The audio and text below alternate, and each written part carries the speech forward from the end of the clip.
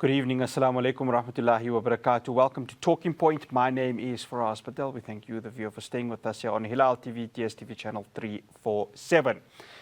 This coming weekend, the United States of America will be going to the polls in one of the most eagerly anticipated elections. Kamala Harris of the Democrats, Donald Trump of the Republicans, and an outside favorite, Dr. Jill Stein from the Green Party. But this election comes at a time where the U.S. is currently going through its own domestic issues. Many within its citizens have criticized it for its foreign policy, for a sense of neglecting its own citizens. But why is that so? It's because they have been giving billions and billions of dollars in funding Israel's current genocide that is happening in Gaza. And this is where the conversation comes. The Arab American population within the United States is very large, especially in many of the swing states. Historically, they would have favored the Democratic Party, which you've seen with Joe Biden, Barack Obama, and of course, Bill Clinton. But there could be a change. This comes as Joe Biden has not condemned Israel for its acts in Gaza, and Kamala Harris seems quite intent on maintaining her support for Israel. That gives the advantage to Donald Trump. But he himself seems to be on the side of Israel.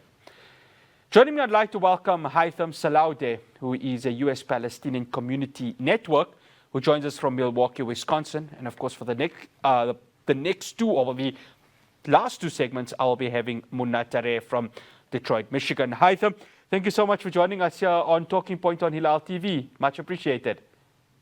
Thank you so much, Fahraaz, for having me. I really appreciate it. And hello to you and to your audience in South Africa. No, it's an absolute pleasure. Haitham, this elections, as eagerly anticipated as it is, there seems to be a bit of a stain in it. And that stain is the fact that both these candidates, the leading candidates, seem to have different takes. Well, not say different, but similar takes on the current genocide in Gaza. Yeah, so you pointed out rightly that before this election, Arab Americans overwhelmingly voted for the Democrats. I would say 80 to 85% of us were voting Democratic as the lesser of two evils, so to speak. Currently, we are dealing with two evils. And that kind of changes the equation and changes the formula for Arabs and Muslims in the United States. And I say Arabs and Muslims because, Arabs come in many flavors. We have our brothers and sisters from the Christian communities and others. And the Muslim community in large is now facing two candidates that are giving us basically an option of how to die. Not an option of to die or to live, but an option of how to die. One slowly, one maybe faster. But at the end of the day, we have Kamala Harris, who is not the candidate, because I'm not going to take her word for that. But as a vice president, Kamala Harris has funded this genocide, as you pointed out. Kamala Harris has provided the genocider army with every weapon known to man and woman on earth. The political cover cannot be forgotten. We've seen them lie in Congress about Israel's use of American weapons and Israel halting of aids in Gaza. They have supported and they have protected Israel diplomatically in the UN and the other UN institutions like the Security Council. And of course, certainly they have pressured legally, the legal venues that South Africa and others have been taking. The US has been on the other side of history, pressuring judges and prosecutors to not issue a warrant against Netanyahu. So as you see, Vice President Kamala Harris is not just allowing Israel to commit the genocide, it's partaking and participating in and enabling that genocide. We know Trump and we know where he stands. So the option being the lesser of the evils is no longer there. We have the option between a genocidal maniac and basically a fascist. Yeah, I mean, and that's not an option. Yeah, no, I mean, one plays right into the hands of Benjamin Netanyahu, because if you're sitting in Netanyahu and his Likud party, they're saying, well, we'd rather have Donald Trump because he speaks the very same language. But that very same language will be translated to the citizens of America, especially those who come from the diaspora. And I'm not just talking of, the Arab population. I'm talking about Black, African Americans. I'm talking about, subcontinent Asians. We're even speaking Hispanic population within America. Everything Donald Trump speaks just really has that rhetoric of what one would call a clear xenophobic act. Yeah, no, I absolutely agree. And actions speak louder than words. Trump presidency was done 4 years ago. African Americans haven't experienced a resurgence of their communities. The mass deportations that happened during Trump has continued during this administration. Communities of color in the United States are used to the Democratic Party to come to them when it's time at the election, and they will ask for their votes. And then once that vote is taken and taken for granted, they go home and they serve in their office and they serve the empire, and they never serve the people they were, wanting their votes. So yes, Donald Trump did enact a Muslim ban. I mean, I've seen it. It affected my family. It affects every Muslim in the world. But enacting a Muslim ban is not equivalent to committing a genocide. Because if my brother is stayed in Palestine, I can get him maybe 5 years later to America if I needed to. If my brother dies, there is nothing I can do about it. So the equivalency is really hard to make, because they both have their own, like I said, they both are evil. It's just there isn't lesser than another. And comparing evils is usually hard, right? It's not an easy way to do it. The result, though, speaks for itself. They both are genocidal. And that comes to the Kamala Harris part of this, Haitham, because here's a woman that speaks with a double-edged sword. She's saying, well, we need the aid to go into Gaza, we need a ceasefire to happen. But yet she's saying, and I'm going to quote this, Israel must continue to have its right to defend itself. It seems, where's the clarity really coming? Especially for a Democrat like herself, that really wants to speak the language of the diasporas across the world, it seems that there is a lack of clarity and a lack of authenticity from her part. There's absolutely nothing on that. And when you listen to various Americans, and I've been able to watch different shows across the US, even her constituency, which is the African Americans, they don't see her as being out and out genuine. Oh, I absolutely agree with you. I mean, she does have a genuinity problem. But the Democratic Party has a different problem too, which is with Donald Trump coming and being more of an isolationist, he is more trying to focus on America first, supposedly. With that happening in his first administration, a lot of the neocons have moved to the Democratic Party. The Democratic Party of today is not the same Democratic Party that we've seen 10 years ago even. This is not Obama's party. And you can see this by just looking at who is stumping for Kamala Harris. I mean, Dick Cheney, who is a war criminal himself, is stumping for her. So there is, at the one side, yes, she gives us lip service of Israel has the right to defend of Gaza needs aid. And the other side, getting aid into Gaza can be no simpler than picking up the phone and telling Israel to let the aid goes, because America holds the key to the war. It's America's war, first and foremost, before it's Israel's war. The argument of Israel has the right to defend itself is so old, and it's like tiring, because giving Israel 5,000 bombs is really not a way for anyone to defend itself. It's for somebody to just kill and kill. Israel is not defending itself. Israel is committing a genocide, and we are providing it the tools to do so.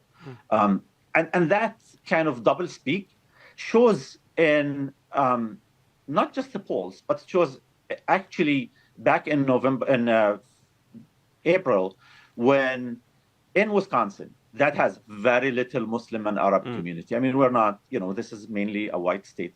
But in Wisconsin, the uncommitted vote was about 40,000 voters who voted uncommitted. And Wisconsin obviously is a swing state. And these 40,000 votes are not Arabs and Muslims. These are people from all walks of life, our brothers and sisters in the African American community, who have also suffered. I mean, men have suffered from Kamala Harris as a DA in California. They have seen Kamala Harris the cop, and they don't really trust her. We don't trust the police here, just because of how the police behaves. We have immigrant rights organizations that stood with us because they saw that the mass deportations enacted by Donald Trump just continued during this new administration. We just simply don't see a clear lesser of two evils like we've seen in the past. After the break, I continue my conversation with Haitham. We're going to ask the question, is there leadership crisis within the US? Do stay tuned.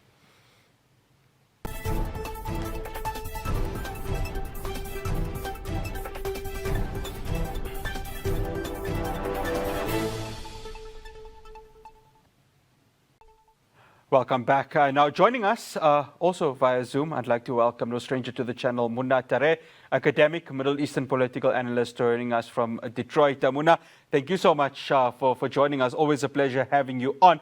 I'm going to start off with you, Munna. When we ended the first segment, the discussion was going to be about, does the US have a leadership crisis, given that there is this lesser of two evils? Is that the case right now, what you're hearing on the ground, especially in the swing state of Michigan? Well, actually, I don't think that it's the crisis lays in the inadequacy of the political system that we have, and the fact that it does not represent the view. Democracy is supposed to be about representation. It's supposed to be about representing the political views, values of the American constituents, and this lesser of two evil approach shows or unfolds or points to the inadequacy of the system, to the fact that this electoral system is not working for everybody, especially not for Arab Americans, and that it needs to be challenged. I'm going to come to you, Haitham. So during the weekend, I know we were talking about this a little bit off air. There was a bunch of imams, there was members of the Arab American population that were at Donald Trump's rally, and one of the members said that Donald Trump promises to bring peace to the Middle East. He's the right person to go to. It's a question I'm going to be asking Munna also, but I want to get your take on it. Was there genuine feel around just that 5 minutes that was given right there? I think we cannot devoid that conversation from the anger and the helplessness that a lot of members of our community are feeling. We have been on the streets for over a year now, and nothing has been changing, and nothing changed. And for some of us, not all of us, obviously, for some of us, they see a system that you rightly pointed out is broken. And if the best this system can give us is a genocidal maniac and a fascist, then that system does have a crisis, is in a crisis, and does have a problem. And so they feel like punishing and putting punishment against Kamala and the Democrats is the only way they can lash out and the only way they can show their anger. I can guarantee you that no Arab, no Muslim, worth their salt, believe that Donald Trump is God's gift to humanity, not to mention the Middle East. We know that Donald Trump actions is what led to the helplessness that the Palestinians felt.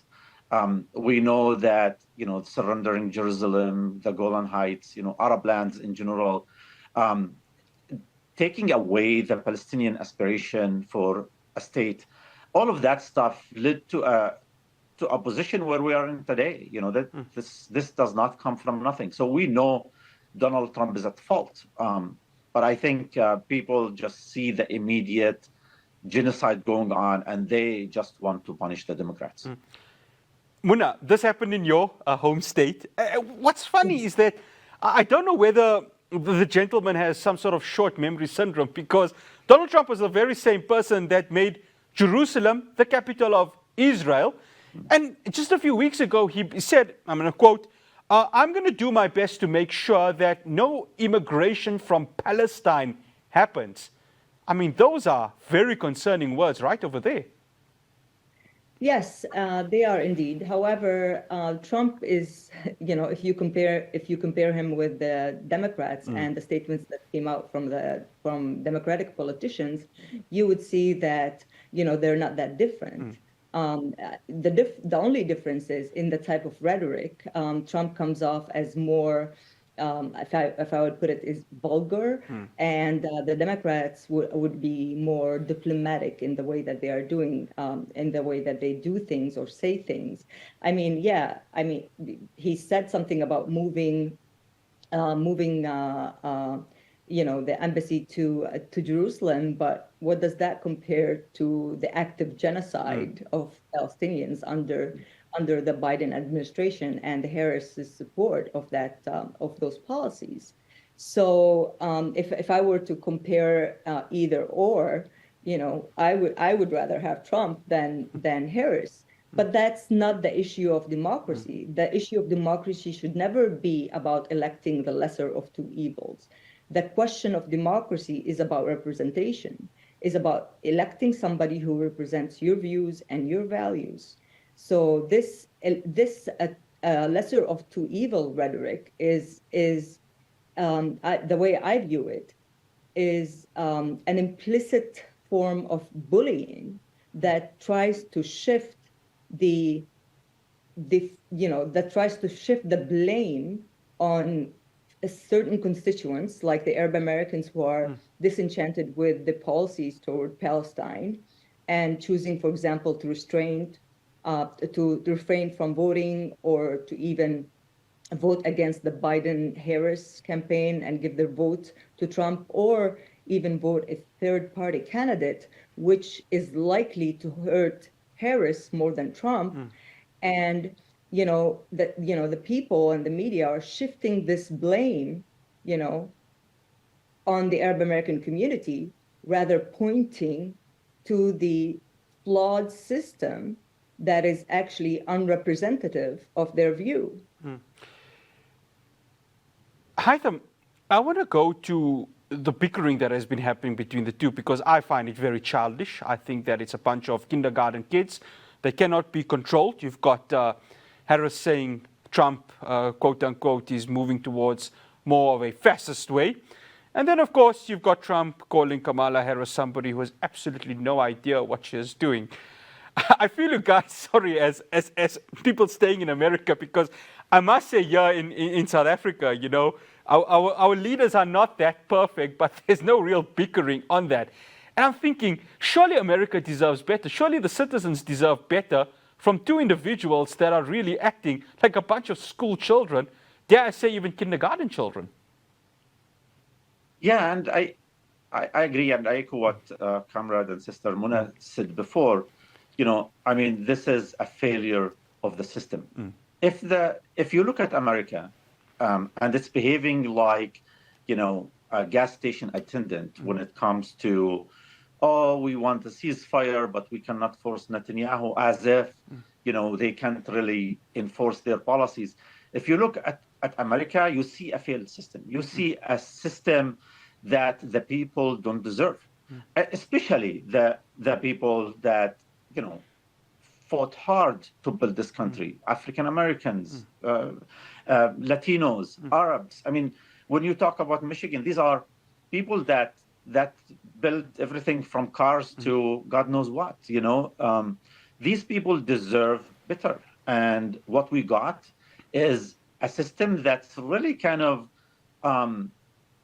becoming a garbage heap. I'm sorry for saying it, but it truly is. I mean, it stinks to heaven.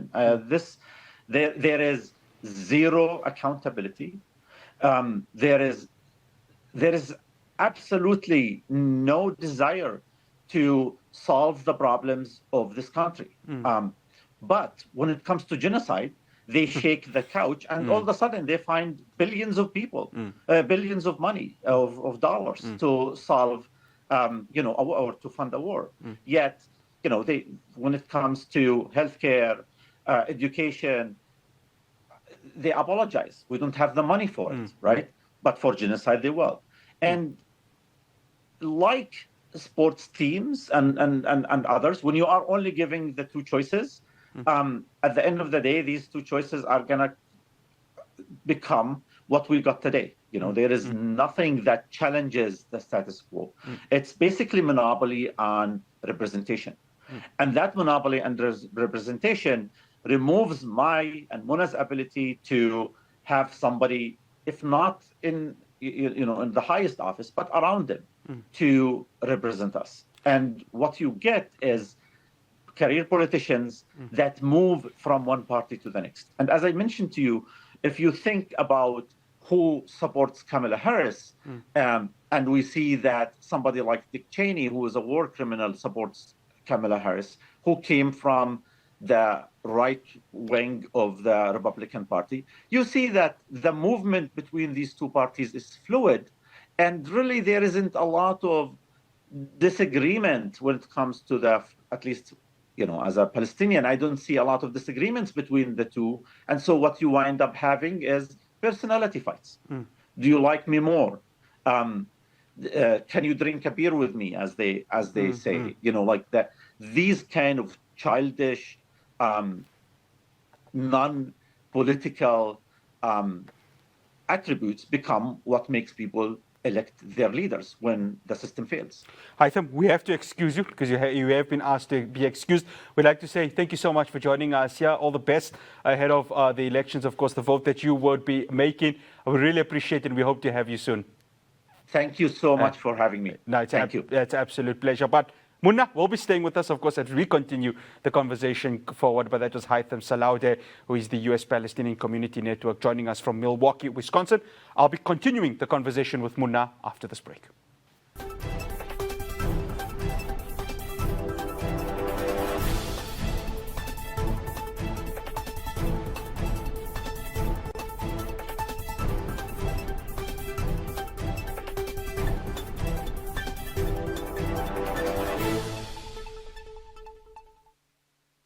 Welcome back. Now, in the lead up to the elections, the discussion's always been about the swing states. Haitham, of course, comes from a swing state in Wisconsin, and no bigger swing state of massive Arab American population within Michigan, where, of course, Munna is. But Munna, before we talk about the swing states, I mean, Arab Americans have gone through a lot, especially post 9/11. And I mean, you could talk about that. Really how the rhetoric has been, especially from the Republicans, because, of course, George Bush had stayed on in 2004 when he won his second term as the president of the United States. That rhetoric of Arab Americans post 9/11, talk to us about that, and, of course, many of the challenges that have been happening, especially with that diaspora. I mean, the rhetoric about, post 9/11 was definitely detrimental to the Arab American community. you saw a huge increase. It's estimated to be about 1,700% increase in hate crimes in the immediate months post 9/11. And unfortunately, those hate crimes, rather than the government trying to address these hate crimes and to uphold the constitutional rights, civil and protective rights of the Arab American communities and Muslim communities, or anybody who looked like he or she from the Middle East, as a matter of fact, they institutionalized that discrimination by passing the Patriot Act. And in this sense, I disagree with you that when you say that, especially the Republicans, if it was just the Republicans, then the Patriot Act would not have passed. Of course, yeah. Within few hours. And you have to understand that the Patriot Act is pages and pages and pages. There's no way that the Congress had actually read or even considered it very thoroughly before passing it, but it passed right away, which tells you that it doesn't matter whether it's Democrats or Republicans. What it matters is the empire and the empire's interests and goals. And those interests and goals, if they align with vilifying the Muslim and Arab American community, then they're gonna do that.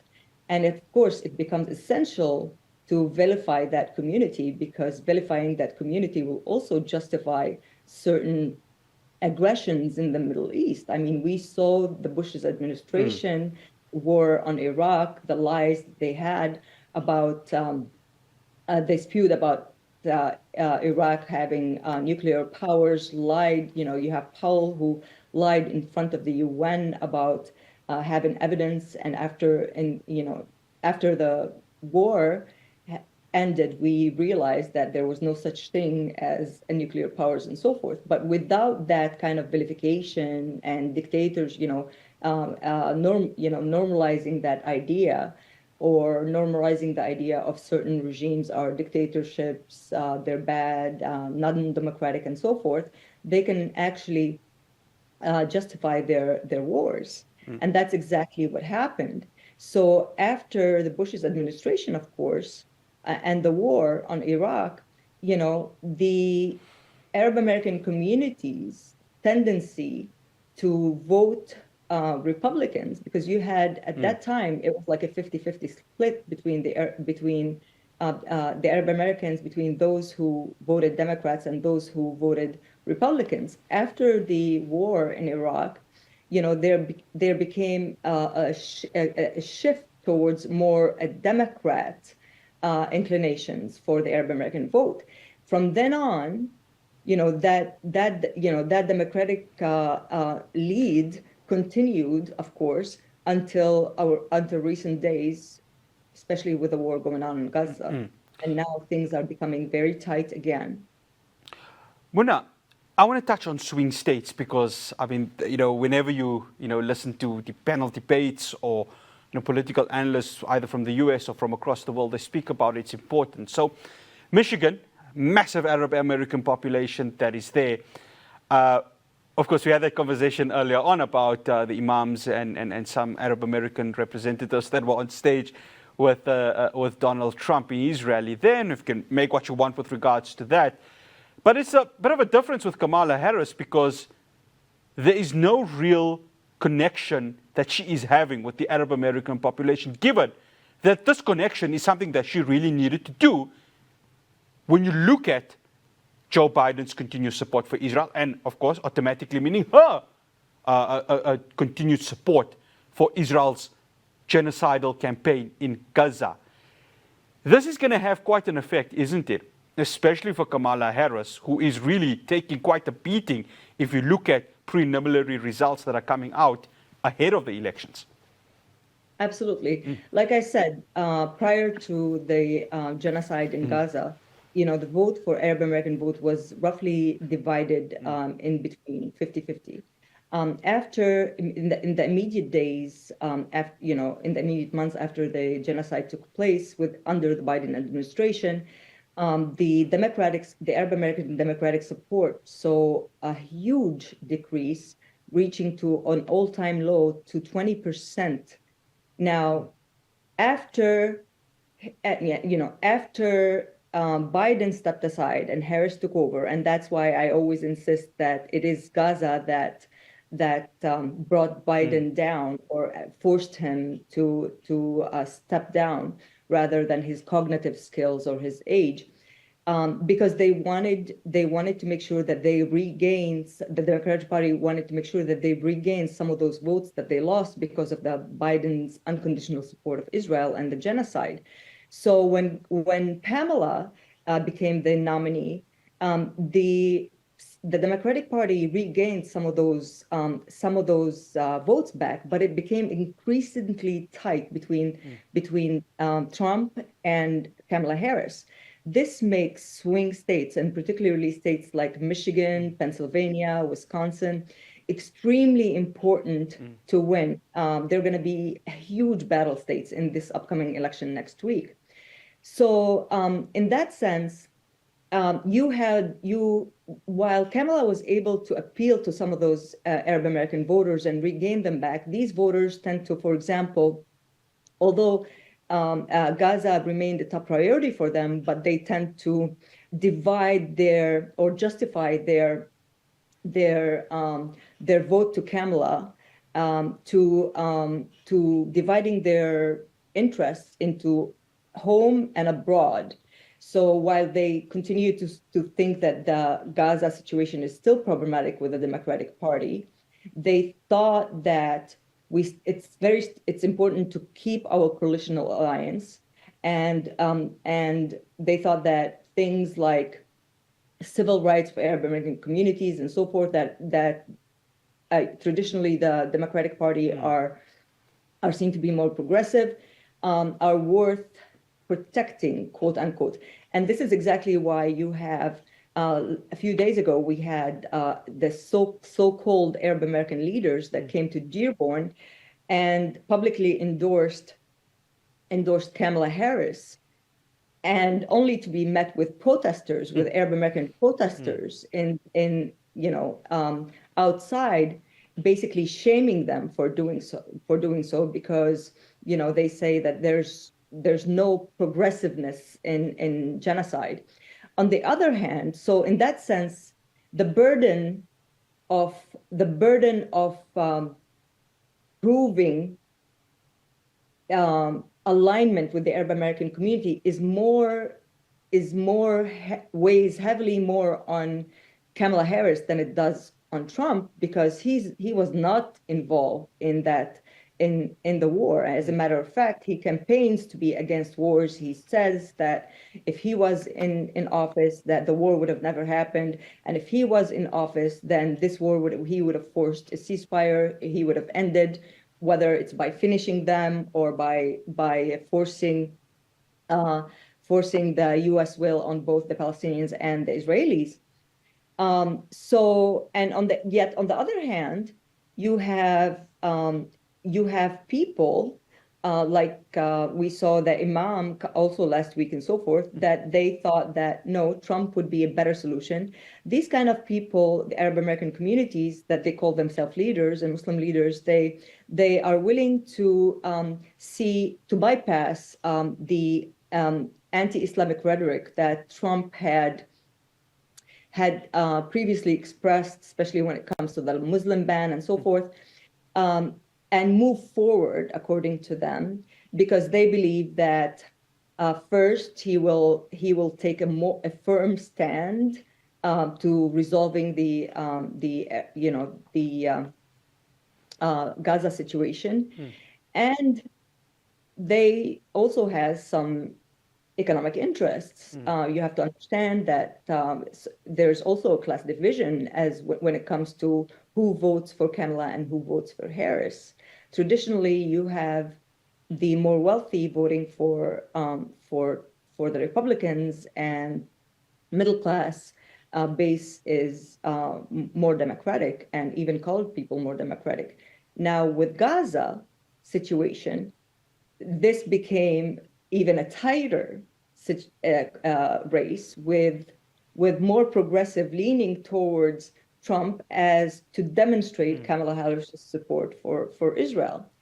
And let us not forget that the Trump campaign was very effective, unlike Kamala Harris's campaign, was very effective in exploiting that particular point to their own gains and benefits. For example, you had advertisements that were directed to both Jewish constituents and Arab American constituents with conflicting messages about Gaza, saying basically to the Arab American community that Harris is pro-Israel, continued military support, and so forth.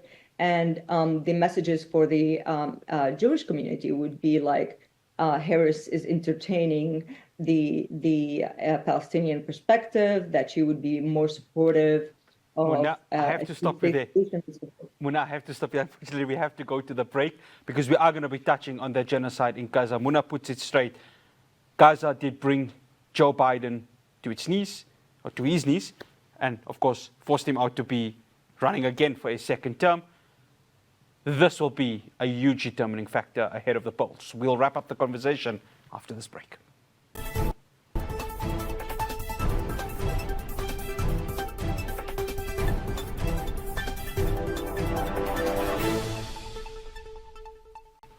Welcome back. Now, post October the 7th last year, I remember watching a video of an individual, an Arab American lady, saying, come the 2024 elections, we are going to punish the American leaders for its complicity in the beginning of the genocide.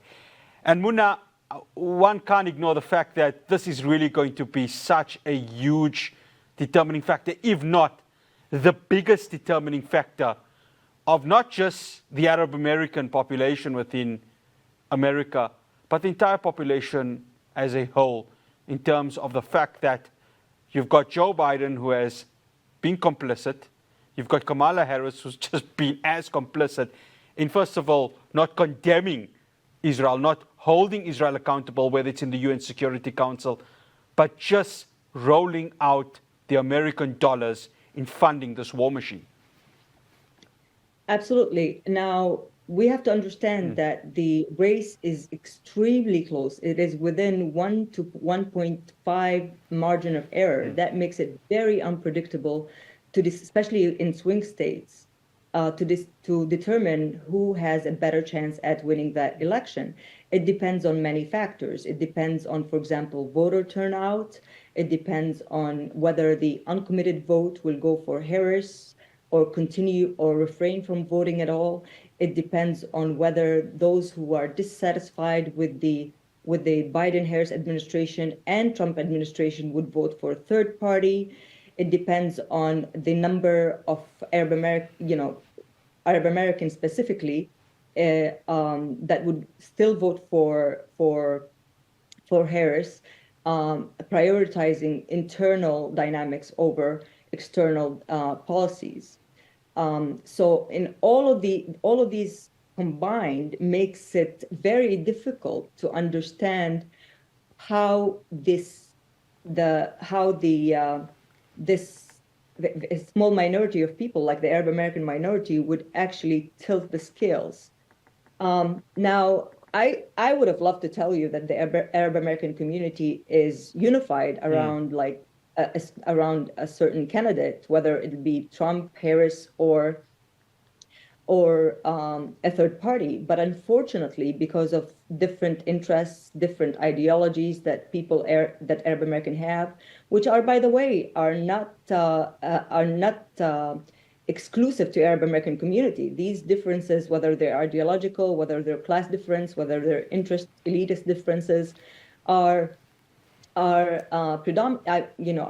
existence in the broad Arab American population. So in that sense, we are not unique. We're just reflective of that same landscape.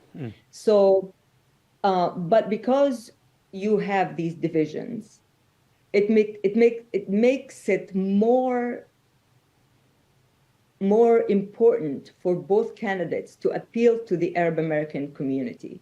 And this is why you saw some Harris had tried to appeal to the Arab American community. Last month, we had Harris come here to Michigan. She came to Flint, Michigan, and she said that she's meeting with Arab American community in Flint, Michigan. And I was kind of shocked because, I live close to Flint, Michigan, and I had never heard of a single leader that met with her. It turned out that she's meeting with an Arab American institution that is basically in bed with the United States government, that is based in Washington, D.C., with no existing establishment or chapter here in the U.S., but they still advertised it as meeting with the Arab American community. After this has been scrutinized, she made another additional attempt, and she met with people like James Zubi from AI, who has an interest in maintaining a seat at the table when it comes to discussion,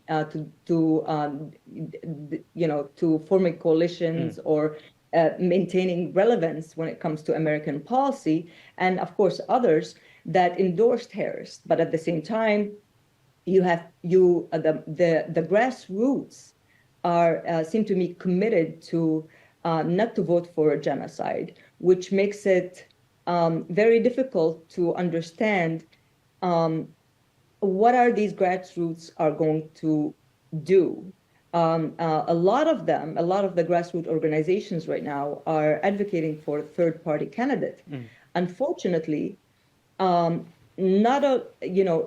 tend to be also the younger generation, by the way, which are more progressive, more ideologically advanced, and so forth. But the third-party candidate does not really appeal to the more traditional, old-school Arab American community, who, for example, do not share the ideological socialist inclined perspective of a third-party candidate like Jill Stein or Claudia, and they may not also be so inclined with to support somebody who they know that they are very, they're for sure not going to win the election. So they see it as a wasted vote rather than see it as a vote of protest. And would be a spoiler effect. So divisions, class divisions, ideological divisions, and elitist interests all divide the Arab American community, further intensifying both candidates' appeal to the Arab American community. Mona, I've just got 2 minutes, and I need to get this answer from you. Whoever wins next week, and of course, all of it points towards either a Democrat or a Republican winner there.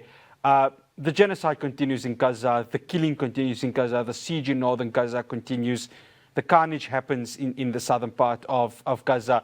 There's really going to be no difference. And that's a sad indictment, isn't it, that the fact that the quote-unquote most powerful nation in the world, whoever wins it, will still allow this genocide to continue. Absolutely. I mean, you saw the Democratic Party trying to blame Netanyahu for the ongoing genocide and perceiving their administration as they're really trying to do their best to do a ceasefire. They came out after the Sinwar assassination or death, saying that maybe now we have a chance for ceasefire and to end the genocide. Yet at the same time, they continue the unwavering military, logistics, and political support for Israel. So it's like paying a lip service. You had Kamala Harris that came out to say that she is in support of a ceasefire and in support of a two-state solution. Well, what does that mean when you at the same time are sending billions of dollars to continue the genocide? On the other hand, you have Donald Trump, who is known to be a good personal friend of Netanyahu, yet he was, he was still disenchanted with Netanyahu's way of handling the Gaza crisis, because he said that it was, that it had a catastrophic implication when it comes about the image of Israel in the international community. And this is something that he stressed, but he never really said or mentioned what is his solution to this conflict, other than saying that he would have ended it. How, we don't know.